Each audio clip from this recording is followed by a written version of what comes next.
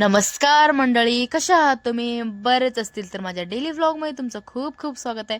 तर सकाळ सकाळी नाही का दीदी आणि दाजी मस्तपैकी किचनमध्ये काम चालू होतं त्यांचं दोघांचं. कारण दाजीने नाही का सकाळ सकाळी जाऊन नाही का फिश आणली होती. एक दिवस अगोदर त्यांनी ऑर्डर सांगितली होती नाही का फिशची, आणि सकाळ सकाळी मॉर्निंगला जाऊन त्यांनी फिश आणली. आणि जी कर्नाटकच्या साईडला जी फिश म्हणजे आमच्या गावाच्या साईडला जी फिश मिळते एकाच टाईपची भेटते आणि ती खूप मस्त लागते ना टेस्टला. आणि जसं पुण्यात भेटते थोडं वेगळ्या टाईपमध्ये खूप साऱ्या व्हेरायटीज असतात, पण एवढी टेस्ट नसते खास नाही. गावाकडच्या साईडला खूप मस्त टेस्ट असते. आणि जो छोटासा आहे माझ्या बहिणीचा पोरगा, तोही खूप आवडीने फिश खातो. तिघही पोरं खूप आवडीने खातात फिश. पण दाजी मस्त की ते फिश वगैरे फ्राय करत होते आणि दीदी तिकडे मस्त भाकरी करत होती आणि मी त्यांचं नाही का व्हिडिओ काढण्याचं काम करत होते. कारण मग दाजी नाही का म्हणलं गप्पा वगैरे मारणं चालू. दाजी मस्त असं सांगत होते, असं फिश फ्राय करायचे, असं करायचं तसं करायचं मला सांगत होते नाही का. आमचं तसंच गप्पा वगैरे चालू. थोडी तब्येत पण खराब असल्यामुळे नाही का मला सर्दी वगैरे झाली नाही, घसा वगैरे जाम झालाय माझा खूप जास्त. तर मग गोळ्या वगैरे खाल्ल्यात. पण जेवण वगैरे केलं आम्हाला, कारण पॅकिंग करून पटकन आम्हाला निघायचं होतं. ट्रेनचे टाइम पण होतं नाही का आम्हाला. तर ते दोघं जे पोरं थोडं वाईट वाटत होतं त्यांना नाही का, आम्ही एवढे दिवस होतो आता नाही नसणार आता नाही का, त्यांना थोडं वाईट वाटत होतं. त्यांची मग शाळा आणि आता त्यांचे क्लासेस वगैरे असतात नाही का चालू. मग दाजीने आम्हाला मस्तपैकी ना बस स्टॉप वगैरे सोडलं. मग आमची बस आली. मग आम्ही बस आल्याच्या नंतर नाही काय निघालो, कारण नाही का टाइम झाला आम्हाला जास्त. आम्ही नाही का बघितलं नाही टाइम. तरी नॉर्मली तर ट्रेन यायलाच अजून वेळ होता, तरी पण म्हणलं की लवकरच जावं नाही का, ट्रेन नंतर सुटल्यावर मग उगाचच नाही का वांदे व्हायला नको.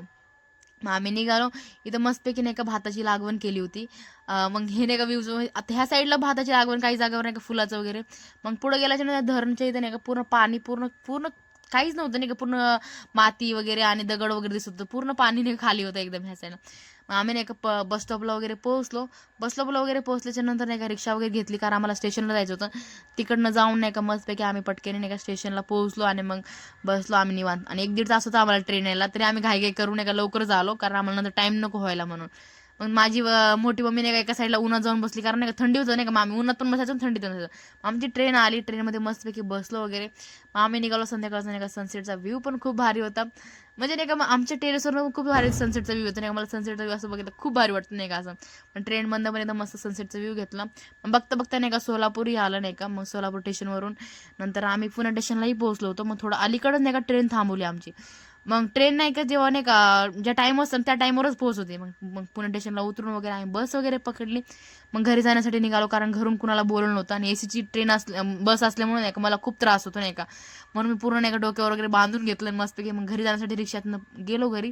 कुणाला बोलवलं नव्हतं. तर हा व्हिडिओ कसा वाटला नक्कीच सांगा. आवडला असेल तर लाईक करा, शेअर करा, कमेंट करा. भेटूया आपण लवकरच नेक्स्ट व्हिडिओ.